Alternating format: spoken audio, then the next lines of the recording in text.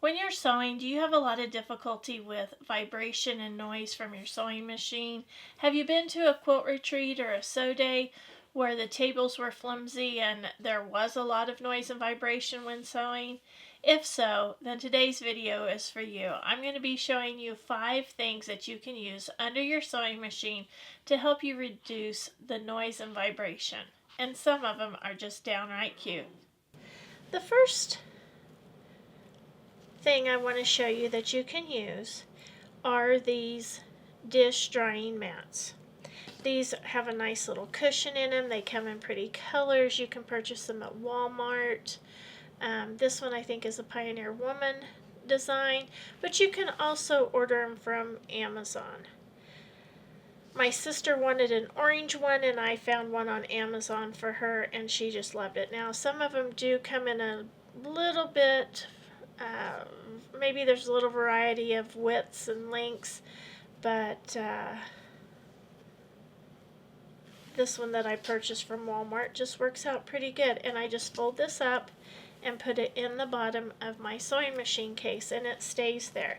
And here's a little tip that you can use. You can just take your sticky roller and clean it up, because I had to clean this one. I've used it so much.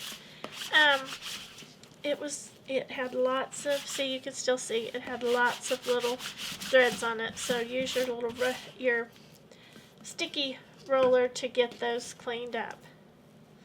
So that's the number one. That's the first one I wanted to show you. The second one I wanted to show you is one that I made. And I made this out of Selvages. Now, not only does this help with the vibration and with the noise when you're sewing, it's just pretty to look at and I really like it. I love the Selvages. I do have a video out on this, so I will put that link up above and in the description below. I do want to be sure you know, if you decide to make this, be sure you use 2 to 3 layers of batting. This may have 2 in it, I'm not sure, but I really like it kind of thick, and this one's kind of thick. But be sure you use 2 to 3 layers of batting when you make your own mat. Alright, that was number 2. Now here is number 3. This stuff is called Easy Liner. It is non-slip shelf paper. You can actually use this for a number of things in your sewing room. But you can put this under your sewing machine. One of my subscribers told me they use it just to keep their sewing machine from slipping around. And you can cut this to any size that you'd like. It is, let's see, I think it's only about 11, it's about 12 inches in width, and then you can cut it the length that you need. But you can purchase this at Walmart, you can purchase this at dollar stores, but this is just Easy Liner. And when I cut these, I just use a rotary cutter. This one is actually one that I gave to my husband because he was cutting stuff other than fabric, so I just had this as an extra and I gave this to him. But you can just use that to measure how long you need it, and you can use your ruler to just cut that. So that is number 3. Now number 4, you can use a combination of the liner with these other items. Then that helps keep it from slipping around if your mat is slipping around.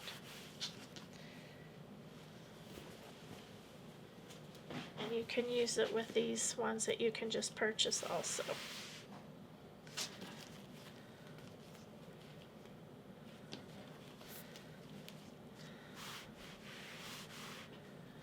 Those work out nice. And I cut this, and I'm going to put this in the bottom of my sewing machine right along with this drying mat. Now the 5th thing I wanted to show you was this old yoga mat. I have cut it up to use it for under my sewing machine. A subscriber, a viewer recommended this, and I just had to try it out. So all you need to do is measure it out and then make your cuts and trim it down. And again, I just used my rotary cutter or actually this is my husband's rotary cutter that I gave him to cut it, and it just works really well with your ruler.